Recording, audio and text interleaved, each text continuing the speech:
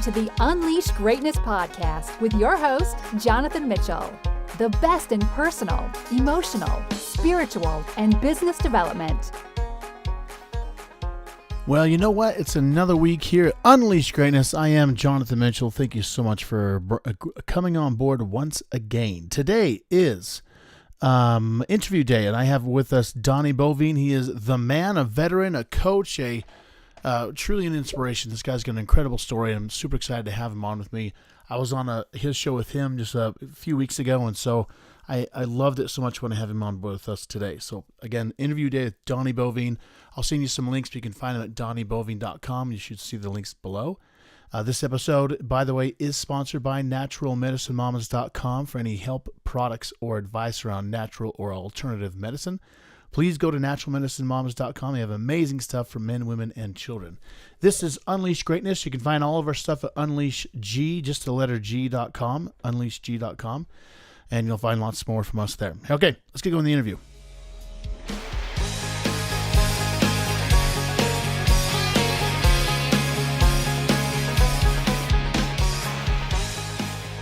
Hey guys, this is Jonathan Mitchell with Unleash Greatness. I have my man, Donnie Boivin, on the line with me right now. Super excited to have him. As you well know, I was on his show before as I introduced him here just a second ago. I actually, in the intro, I told a little bit about you, but I didn't say a lot because I wanted you to be the guy to tell us all about the magical, amazing Donnie. So I had a pleasure of being interviewed by him on his podcast. He was nothing but awesome. And Donnie, would love to have you just tell us shortly about you and what you have going on, and I'll get into some good questions. Yeah, dude. First and foremost, man, thanks for having me on here. I was looking forward to this. We had such fun on my show. I love it when I get a guest on and we can just laugh the entire time because I figure if I'm laughing, everybody else hopefully is too. So, right. A little bit about me, man. 20 years in the sales game after I got out of the Marine Corps, and I love telling people that I never really had a base salary type job. I was pretty much a straight commission guy the entire freaking ride. And the last 7 years, prior to jumping out on my own, I was a national sales trainer for a large organization. And that was a lot of fun. It afforded me a lot of opportunity to be on stages and do a lot of speaking. But like most people who are in their 40s, you get that bug of, can you do this on your own? So in September of 2017, I threw all caution in the wind and did the craziest thing I've ever done in my life, jumped out of my own, started my own business, and I made millions. No, I didn't. No, that didn't happen. I jumped out of my own and fell flat on my face. I started my company. I really thought that I was going to be, this next, I don't know, Tony Robbins, this next, just killing it on stage guy. And, dude, I didn't realize that I'd spent 40 years of my life being an employee. And that shift from going from the employee mindset to a business owner mindset, I just didn't make. And so when I jumped out on my own, dude, I really, just created another job for myself. And the problem is I didn't understand the building the vision for the company, building the processes, building, the business development aspect, and then delivering it. And then you got to take care of the books. And, I didn't wrap my head around it. So at right about the 6-month mark, I was ready to throw in the towel. I'd actually looked at my wife and said, babe, I'm going back and get a sales job because this is just not working. Yeah. And I had one last speaking engagement.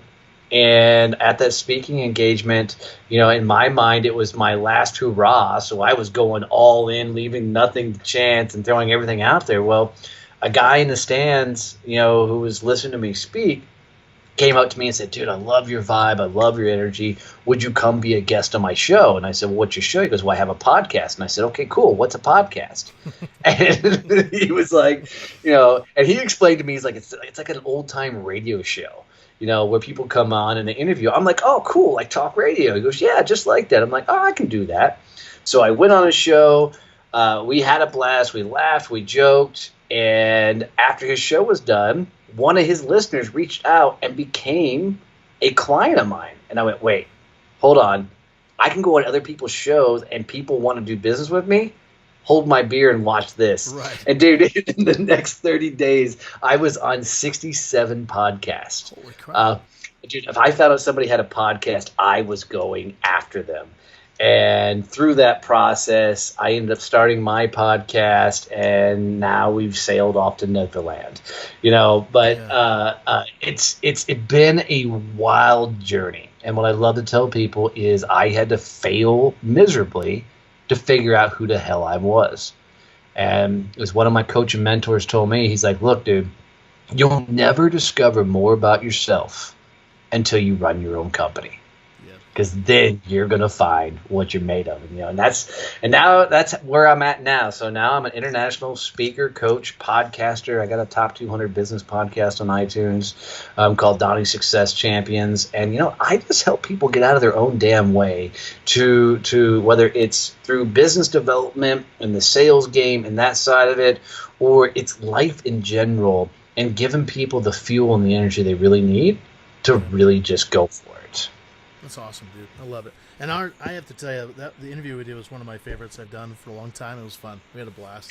It was a good time, dude. You guys can't see this on the podcast, but you said make millions, but you do have a green screen behind you that I saw last time. It was a cool view, and it was awesome. So I'm just saying. I mean, if you look like you're extremely wealthy, you got to be, right? It's a total side note on this. One of the wealthiest guys I know drives an old 1982 Toyota pickup, and no one would ever know he was rich until you get to his house. It's this massive thing, but he doesn't care about anyone knowing he's rich. It's kind of funny. Well, it's The Millionaire Next Door, right? Which is a great book. Is most people that have true success don't care about all the they call it worldly possessions, right? It's really interesting to me that the people that are looking and dressing the part. I mean, you see all these Instagram millionaires out there, and they got the Uber houses and the cars and all that kind of stuff. But it's coming down. They're trying to convince you that there's something that they're actually not. Right. And most of those guys they're showing off all those wares, if you really get to know them and really have conversation, they're miserable. They hate life. They're trying to use stuff and materials to prove, how awesome they are. Yeah, that's crazy. Yeah. Well, as the show's name is Unleash Greatness. So, questions I love to ask is, obviously you told us a little bit about you, your background, where you're from. You are a veteran, so I just want to say, first off, thank you so much for your service. I've nothing but respect for you there. Total respect. Have family members there. It's awesome. What would you say, like you said you fell on your face. I know you said podcasting kind of picked it up. What are some things you do on a daily basis to keep yourself pumped and motivated at those times when you're an entrepreneur and it just is not very fun at all? Yeah, so it's interesting is I'm very, very, very regimented. And I realized quickly as I started to run my business that if I didn't have very strict things that I was doing on a consistent, regular basis, that this thing was not going to work. So I have a very strict morning routine.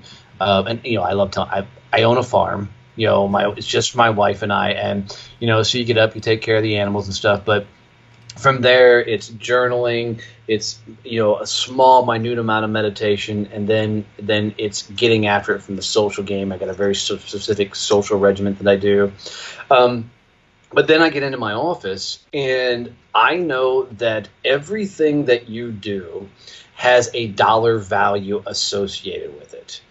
And in the first 6 months of my business, I was doing the $1, $2 tasks instead of doing the $500, $1,000, $10,000 tasks.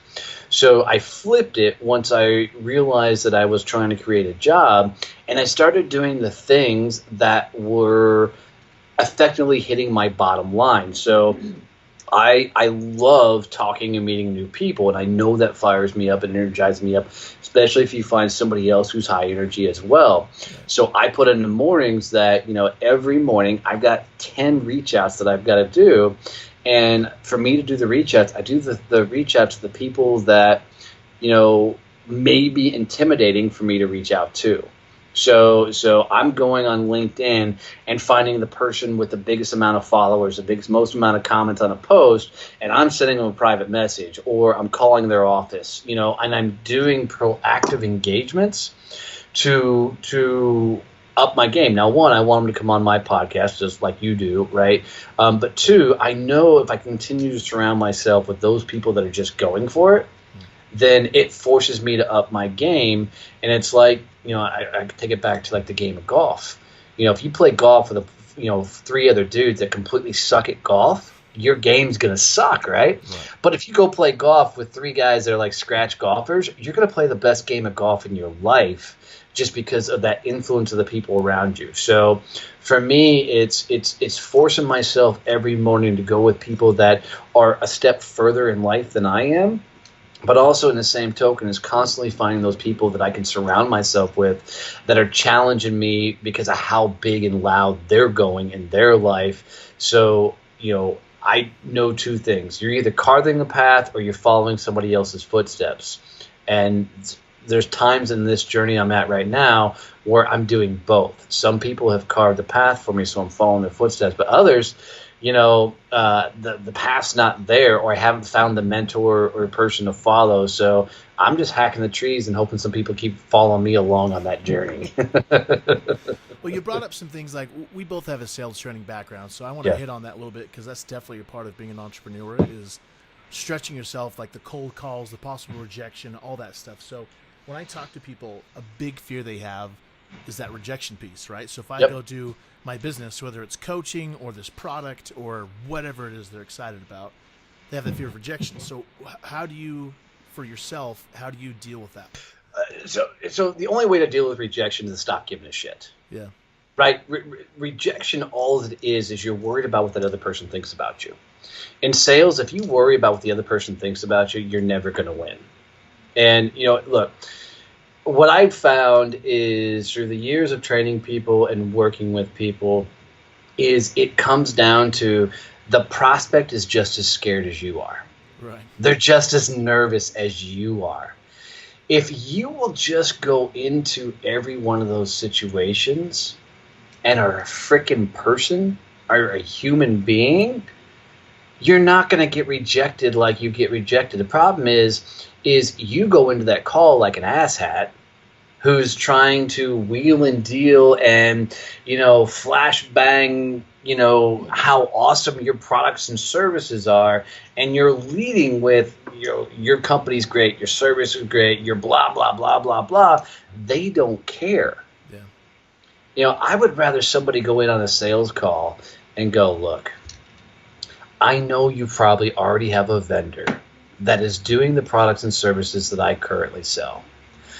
All I'm here to do is get to know you a little bit more so I can be there whenever you need me further on. And then you spend a lot of time getting to know that individual, right?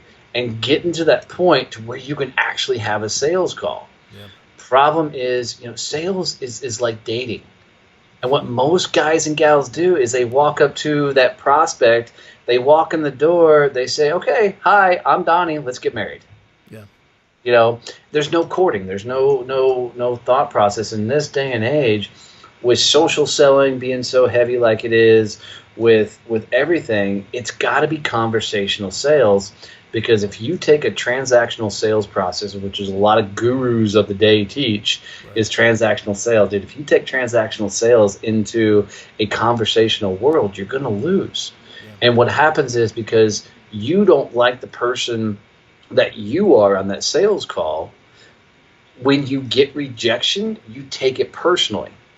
But people don't reject people when they're authentic, they're real. They'll tell them in a polite manner, hey, you know what? I really appreciate all this, but dude, we're just not looking for this. We're not going to make a shift. Cool. Whenever you guys get to that point, I'm here hanging out. Let me know. But rejection only really happens when you worry so much about what the other person sitting on the other side of the table thinks about you. Yeah. And the truth of the matter is, when you walk away from that conversation, they're not thinking about you anyways. Right. They don't really care. No. So how do you translate that into like an entrepreneur background thing where someone's trying to launch something new and they're like, I wrote an article once because I had a conversation with a buddy of mine that talked about that fear of putting yourself out there, like musicians, right? So I'm a musician. People put their song out there and like, this is my baby. Please be nice to it, And that's how entrepreneurs feel. It's like, this is my business. Be nice, So as you went through the first 6 months of your, trying to get your own thing going, you finally got up and ramping. Like, what was it you did to keep yourself at high energy? Do you put that back to your morning routine, or do you do something else, or what do you look at? Yeah, no, that's awesome. A couple of things that I do routinely is we all go through the mentals up and downs, right? You got moments in your time that you're rocking it. Nobody stays high energy 100% of the time. I don't care if you're Tony Robbins, right? Yeah. So for me, there's a couple of funny things that I absolutely do, and this comes back to my days in the sales game. So, if I was going on a big sales call, one of the things that I would do is I would go play Kid Rock, I'd play Metallica, I'd play something I know what kind of music you grew up on, so I'm not going to bust your shot.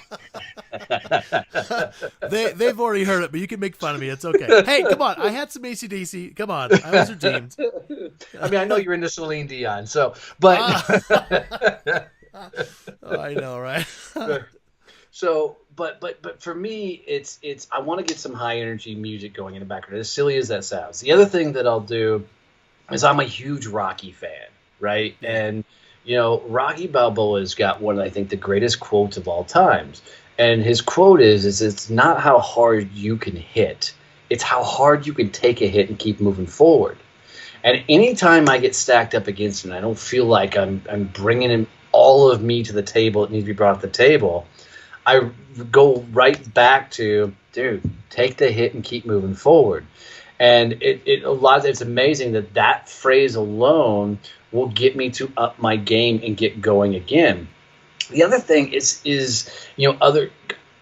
dude, I'm notorious for driving down the road and having a motivational YouTube video playing in the passenger seat of my car, playing through the car, because I want to get jazzed up. I want to get vibed up. I want to get that energy flowing. And so I'll do all these kinds of things because I know energy is transferable.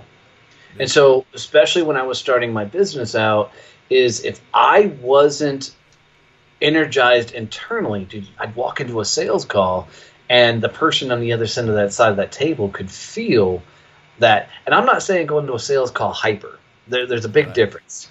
I'm talking about going into a sales call mentally intact, right? Because I think every deal, every sales call, business dealing, everything, dude, it's won or lost before you walk through the door. Yeah. And unfortunately, sales a lot of times becomes a self-fulfilling prophecy because people have in their head, I suck at sales. I'm not going to be good at it, And, I'm not a big guy on mantras and stuff. But I do know that if you tell yourself you suck on a regular basis, you're going to suck on a regular basis. That's crazy. You're talking about, have you seen the movie The Other Guys? You've seen that? Yes, yeah. So when Mark Wahlberg turns on the thing, he's like, has his gun there. He's like, yeah, let's go. That's what I imagine with you. Just like, come on. Oh my gosh. Well then, so I know you work a lot. Obviously, you coach people, and then you have coaches. Yep. What would be in the last, let's just say the last 12 months, last year, 2018, what is one action or mindset shift or something you've done that is really, you feel like propelled you forward this last year? It was interesting. This happened actually in the last 3 months is I didn't have the behavior of doing the 10 reach outs every morning. That was, I'd hired a new coach. Just for the record, I think everybody should grow beyond their coach. I don't think people should hire coaches that want to stick with them for the next 20 years. Yeah. Because look, your coach can only take you to a certain level, and then you need to level up to the next coach that can take you to the next place. And unfortunately, a lot of coaches out there, because they suck at sales in general, they want people for life. They want clients for life, and they're doing a disservice to people by doing that. So I had just swapped coaches and went after kind of the guy that was at the level that I wanted to get to. And the first thing he sat down, dude, I'm a sales guy. I spent my entire time, last 8 years now teaching people sales. And the first thing he looked at me and said, he goes, so what's your business development plan on a regular basis? I'm like, yeah, I do some social media stuff. And he's like, all right, you idiot. And he goes, pull your head out of your ass and let's, figure this out. And the funniest thing is he looked at me, he goes, how many people have you had on your podcast? And I said, well, at that time, I'd had 120 some odd people. He goes, that's awesome. I bet you've met some really cool people doing that. And I said, yeah, I have. He goes, when's the last time you sent him an email or a message and said, hey, let's grab a Zoom call and catch up? I'm like, yeah, no, I've never done that. And he was like, maybe that's a good place to start. And he was right. And what I found is I just wasn't doing the mechanics of the business development aspect of my company. I was doing a lot of talking. I was doing a lot of being on stages and behind the mics and but I wasn't doing the business development aspect. So the biggest change that I've made is literally incorporating the right habits on a regular basis to continue to get me to move forward. And I'm telling you, when you force yourself to do even just 10 reach outs every morning, you're going to be amazed by how quickly your days will fill up with legitimate meetings and conversations. And, just to clarify, on those reach outs, I'm not trying to sell anything. I'm trying to network. Because, at that point, when you network and you get into the right conversation, dude, watch and just see what happens and the doors that get opened from that. And, from doing that the last 3 months, I've got a spot where I'm talking to 2 different TV producers, and I don't know if it'll come to fruition, but we're talking about putting together a veteran-specific TV show, Awesome. And it's all come from, doing a consistent habit on a regular basis. That's awesome. Yeah. Well, that's how you and I connected was one of your reach outs. I mean, which Yep. was awesome because Yep. I usually get people asking me to be on my show, and it was so nice to have, hey, let me be on my show. I was like, thank you so much for asking. It's so nice. So it was awesome. Well, and that's a great one for your listeners. You Yeah. want access to somebody? Podcasting is one of the best ways to do it. It is the hands down the best networking tool in the world. Totally. And if I want to make a connection with somebody, the first move I always make is, hey, I've got a podcast. You look like you're into some cool things. I'd love to have you, tell the champions who listen to my show your story. And it's amazing how quickly people go, really? All right, cool. Yeah. It's a lot of fun. Well, that goes back. One of my mentors, Teresa de Grosbois, which is up in Canada, cool chica. But one thing she told me a long time ago was you need to give before you ask. And it's amazing how the energy changes because, like, even in our relationship. Our friendship relationship. We're not dating. We're not dating long term. Okay, wives, just calm down. Anyway, but she said to give, and I've been amazed. Like that same thing. If I reach out to someone and say, "Hey, I want to talk about your business," whatever, even asking about their business is not as effective as saying, "Hey, I want you to be on my podcast." And then it's like, "Hey, what's going on?" It's like this weird, crazy thing. But yeah. All right. So, are you a book reader? I am. Okay. I am. Well, let me clarify. Book listener. Listener. Okay. Book listener. We'll go by listening.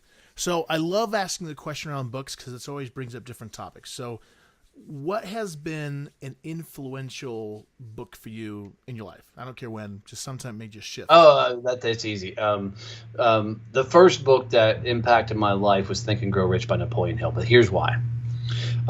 It not because of the content of the book. My old man handed me Think and Grow Rich when I was 14 years old. And like any intelligent, well-rounded youth, I finally read it when I was 22. Right. I had gotten into a sales job and I was sucking. I didn't know what the hell I was doing. And at that point, for some reason, I'd kept the book around and I remembered that Dad had given it to me. So I picked it up and read it. And I won't say the book inspired me and changed me. What it did do, though, was make me realize that there are people out there who have either written books or are speaking about and teaching things that I didn't have knowledge of. So once that door was open, dude, I was at conferences, I was at, workshops, reading books on sales, leadership, self-help, you name it. I mean, I probably got a master's degree on, books and everything else at this point, just because I've consumed so much over the years because, you only learn, I think, by 2 ways. One, you consume something and you try it. Or 2, you just go get punched in the face by screwing it up and then do it again, but do it better the second time, So, and I do both, really seem to do both really well, Awesome. but that's by far was the first book that did a lot for me personally, and there's been several since then, but that's the one that opened the door. That's awesome. So two more, well, maybe three more. So first of the three questions I have left for you is this next year, 2019. What is your WIG, your wildly important goal? Like, what's the big thing you're going for this year? So here you're gonna love this.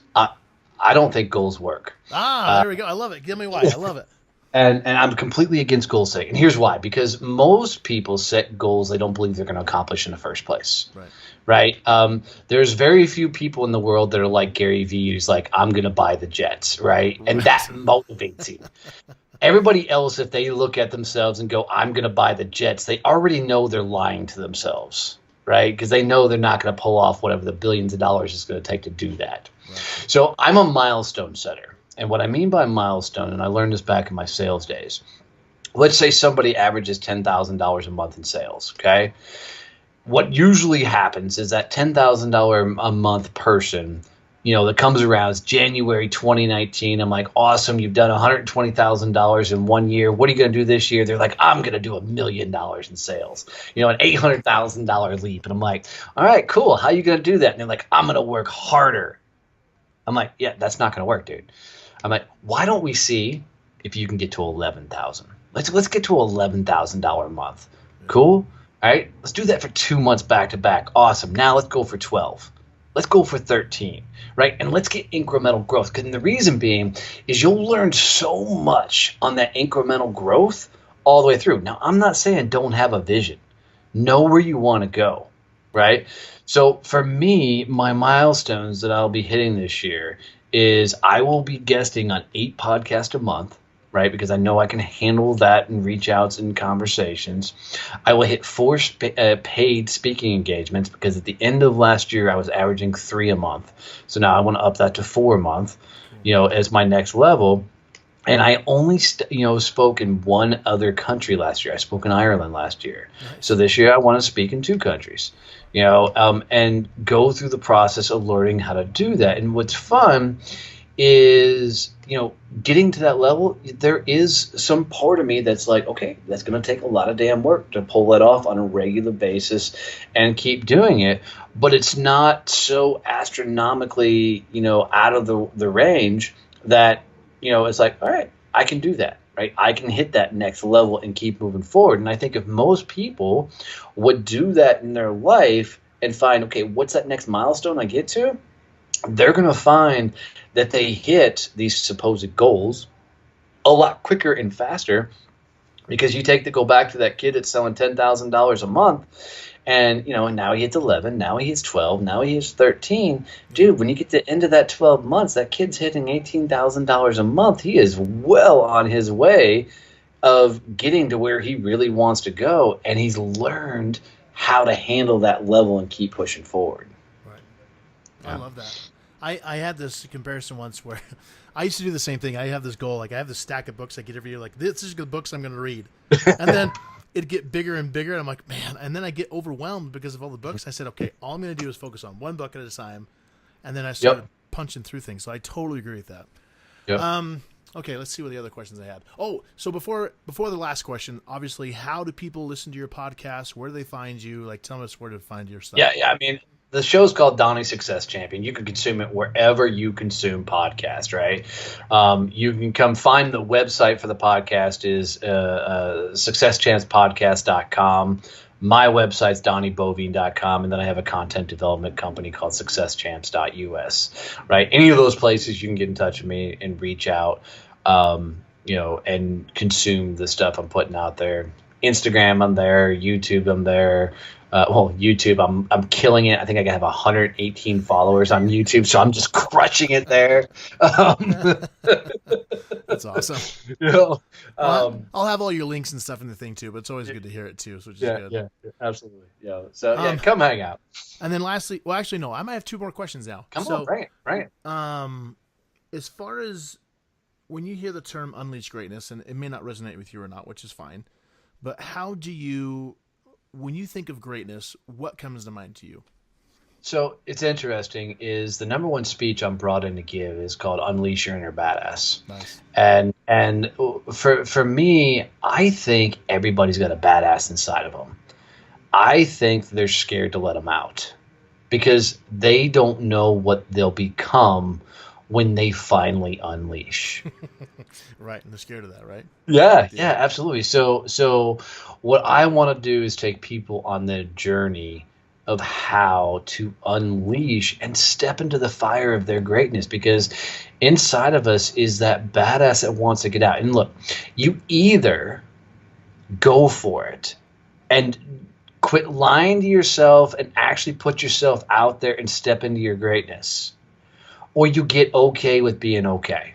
Right. Pick one or the other, because the guy that's constantly telling himself that I'm meant for greatness and I'm meant for doing all this thing but does nothing about it, he's miserable. He's hating life and he's killing himself. Yeah. Right? So get okay with where you are in your life. I mean, people that make whatever level you're at live good and happy lives. I love telling people about my brother. Did 24 years in the Marine Corps. Right? He's got Marine Corps retirement. He's got a part-time handyman job, but he's got his farm, he's got his animals, he's got a shop, he's got a keg in his refrigerator. He's happy, right? Right. And he's enjoying life. I mean, there's probably a portion of him that wants to do a lot bigger, better things, but really at the end of the day, he worked his time to get here, and he's content with that. And he's a lot happier than the guy who is thinking that they should be a millionaire but not doing anything about it. Right? So get okay where you are in life and quit lying to yourself that you want to go for greatness and do nothing about it, or actually do something. And if you're not getting punched in the face day in, day out, then you're not going for it, because nobody hits greatness without getting knocked the hell out. Right. Because that's it. I mean, you're going to fall flat on your face. I had a young gal that I'm coaching right now. She called me in a panic, and I'm like, what the hell is going on? She's like, Facebook just shut down my page. Now, her page has like 13,000 followers on it or something. I'm like, and she sells CBD oil. And I'm like, okay, why'd they shut your page down? They're like, they think I'm selling an illegal, substance. I'm like, okay, you're not. So what are you going to do? She goes, I don't know. I'm like, well, if you weren't scared of anything, what would you want to do? And she goes, I want to call the freaking news and tell them. I'm like, okay, do that. And she did. She got off the phone, damn near hung up on me, called her local news, and said, hey, Facebook just shut down a solopreneur independent company here, and she lives in Colorado, so it's even on top of it. Right. They aired it, her interview, the whole process. 8 hours later, Facebook had her stuff back up. Right? And the cool thing about that is when she called me up, I said, how proud of yourself, Jamie? And she goes, what do you mean? I said, dude, you just took on a $1 billion corporation. She goes, I never thought about that. I'm like, dude. Probably good she didn't then. Right. You're right. Yeah. But that's it, is you got to do the things, if you really want to go for it, you got to do the things that nobody else is willing to do. And you got to step into it. And you got to know that you're going to get punched in the face and you're going to get knocked down. But unless you can look at the world and say, hold my beer and watch this, don't even start. Yeah. Because you're going to be lying to yourself and you're going to make yourself more miserable, more sick, than anything else. It is not easy. Yeah. And you just got to take the hits and keep on moving. Keep on moving through it. I love it, dude. So last question, and this is for... because we have different people listen, like some emotional health people and some business people and some entrepreneurs. So entrepreneurs specifically, since you obviously know this stuff. Well, you know a lot of stuff. But as an entrepreneur, if someone wants to make a shift, if you could say, do this one thing this next 7 days and you'll see a shift with your entrepreneurial life, whether it's a side hustle or full-time gig or whatever, what was that one thing you'd suggest to make some major impact? Go all in on sales. And then seriously, create a sales process. I love asking people all the time, what is your operational process? And they're like, da-da-da-da-da. What is your accounting process? Da-da-da-da-da. Yeah. What is your marketing process? Da-da. You get to them, you're like, what is your sales process? They're like, I network. Yeah. But the truth of the matter is turn your sales process into a machine, right? Whether it's 10 reach outs every day. It's 10 cold calls. It's whatever else. Get consistent. One thing I know is sales should be boring as hell. And here's what I mean. It's the mundane, simple things that win in the sales game. Yeah. It's the cold calls. It's the walk-ins. It's the social outreaches. And it's the consistency with it. And having a science behind it all, because at the end of the day, if you're reaching out to 10 people every day, just for a simple one, 10 people every day, you're going to meet somebody new, and that person may not do business with you, and that's okay because they're going to eventually know somebody who is. Yeah. And you keep doing that. And guys, in this day and age, business is done so virtually. I coach people all over the world on sales and business development using Zoom. Yeah. I haven't shook hands with 90% of my clientele. It's the craziest thing in the world. But I feel like, I know their kids, their family, they're everything. Yeah. So literally create a process, get in the game and bet on yourself. I mean, and literally, do the things that scare the pure living crap out of you. I tell people, I figured myself out because I failed miserably. Yeah. The truth is I figured myself out because I did the number one thing that scared me. And the number one thing that scared me was, could I be a business owner? Could I really build something that was sustaining and support my family? And dude, let me tell you, that's where I found me. And I got to be honest, I didn't like that guy when I first met him. But now I freaking love him because we've been on one hell of a journey together and we figured this whole thing out. So step into it, right? Quit. Like I said, either get okay being okay or go for it. Pick a path. That's awesome. Otherwise, shut the hell up. Be quiet and come work with me then. Right. and just so you know, I love that you said it because it's okay. If you're okay where you are, God love you. I really, and I mean that. I need people in my company that are like that. That this is all they want to do. This is their mission and lot in life. And I want you there because that happiness, that contentness, that realness, that's a beautiful damn thing. And I love the fact that people can find that in their life. What I don't want in my company is the people that believe that there's so much more and that yet they're not willing to put in the work to get it done. Right. Yeah. So. Well, I'm with you. It's kind of like, like you talked about your brother. There's people and there's places. Those who are listening, if you're happy where you're at, Gary Vee says this all the time. If you're happy doing what you're doing, do what you do and be happy. You know what I mean? But if you're not satisfied, like you said, be willing to go above and beyond and push yourself. It's awesome. Yeah. And not to get on the Gary Vee bandwagon, but one thing I love about that guy is he's like, dude, we live in the greatest time of ever. Anybody can create a business with a freaking device that we all carry around, a damn cell phone. Right. It's so easy to start. Hell, you can do a podcast completely from a cell phone. Right. There's no excuse other than your unwillingness to go for it. Yeah. Make the time, prioritize. Yeah. Blah, blah, blah. Well, bro, you are the man. Love talking to you. I love all the stuff you've given us. I'm going to make sure everyone makes sure they get with Donnie Boivin, the man. Success Champions, you guys check it out. I loved working with you. I love talking to you. I am here for you anytime you need me, brother. So. Absolutely, dude. I appreciate it. It's going to be a fun ride. Last thing that I'll leave you with is one of my mentors said, you know how the guys that have made it to the big leagues and the big show, they're standing on stage and they look like they're best friends and they're just hanging out?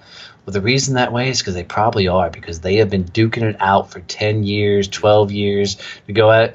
I'm going to enjoy it, dude, the day we're all standing on stage looking back going, yeah, look at the shit we went through to get here. And then I can bring up how you like Yanni and, Britney Spears. And I'll be like, I know this guy. Hey, I can't help it. You grew up on New Kids on the Block, dude. I'm just saying. Hey, come on. It was in sync. Let's be real here. Let's have some respect. Couldn't at least be the Beastie Boys. I know. Oh my gosh. I could tell you some music stories, but we'll get that for another time. Anyways, you guys, thank you so much. Unleash Greatness, Donnie Boivin. He is the man. And I'll have links for him. Please make sure you check him out. Listen to him stuff. I've listened to, I don't think I've been 10 episodes so far. It's been awesome. So you do great work. Thanks. But anyways, so just check him out. And that is all for today. Thank you.